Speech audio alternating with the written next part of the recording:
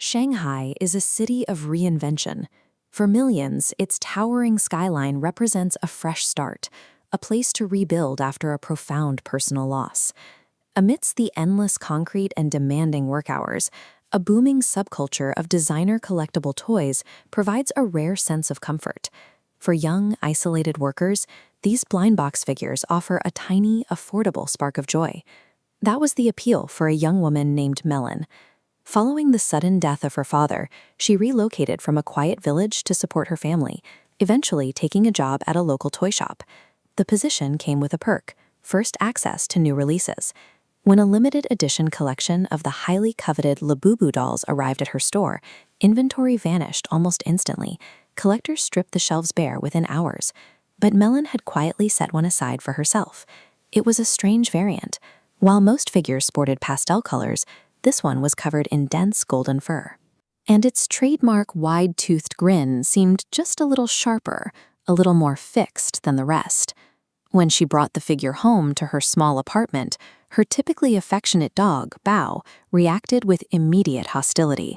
The moment he saw the golden doll, he backed away, barking frantically and baring his teeth. Animals often perceive environmental shifts long before human senses catch up. A mass-produced piece of vinyl and faux fur had somehow triggered a deep primal panic in a domestic pet. The disruption quickly spread to Melon herself. The following day, her normally gentle demeanor shattered. She erupted into a vicious, screaming argument with a customer over a minor disagreement, an outburst so severe it cost her her job on the spot.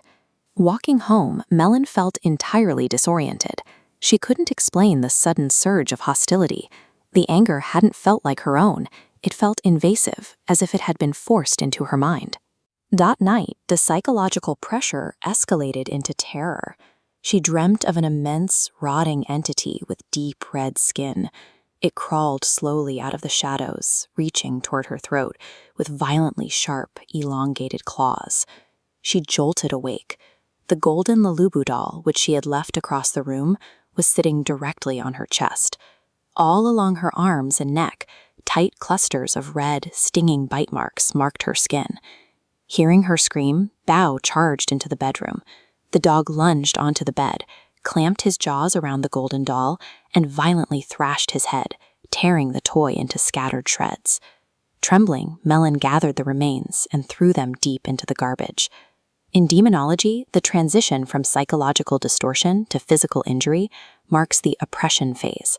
At this stage, the malevolence focuses its energy on the victim's physical health and bodily safety. The next morning, the apartment was completely silent.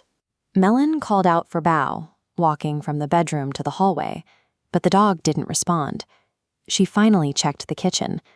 Tucked beneath the sink lay Bao's violently mutilated body. The floor was slick with blood. The damage so severe, it looked as though a wild predator had cornered him. But the true horror lay right beside him. Sitting entirely intact at the edge of the blood pool was the golden Labubu doll. The shredded scraps from the garbage were gone. Now, its stitched-on grin looked completely sinister. Melon stared at the pristine fur of the toy. The odds of a shredded object reconstituting itself through coincidence were zero. The figure was the source of the violence in her home. Acting on pure survival instinct, she dragged the doll outside, doused it in accelerant, and set it on fire. She stood watching the flames until the golden fur and plastic melted down into unrecognizable, smoldering ash. She scraped the remains into a glass jar, walked to a nearby river, and hurled it into the current. That evening, she called her younger sister, exhausted but relieved, declaring that the nightmare was finally over. Yet those familiar with the paranormal understand a grim reality about cursed objects. The physical item is merely a container. Destroying the vessel doesn't kill the spiritual entity inside. It merely removes its constraints. The following morning, authorities entered the quiet Shanghai apartment. They found Mi-Lin dead on the floor, sitting perfectly undisturbed next to her body, without a single scorch mark on its fur, was the golden Labubu doll. The tragedy compounded when a grieving former coworker visited the scene. Seeing this seemingly innocent toy, she picked it up and took it home to remember her friend.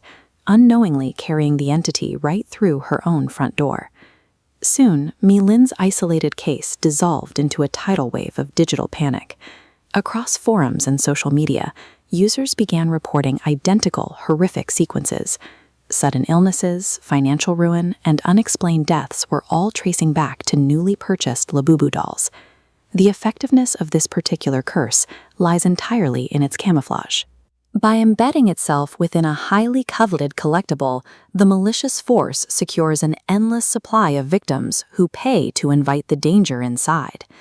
As images of the golden figure circulated online, amateur historians noticed a disturbing visual overlap. The doll's features, the pointed ears, the bared fangs, and the hunched posture, bore a striking resemblance to bronze depictions of Pazuzu, an ancient Mesopotamian entity. This visual match fueled a viral panic that transcended local ghost stories. Religious leaders have reportedly been hired to perform exorcisms on entire toy collections, while some regional distributors have faced sudden pressure to remove the figures from their inventory. For the terrified owners, the physical resemblance is simply too close to dismiss.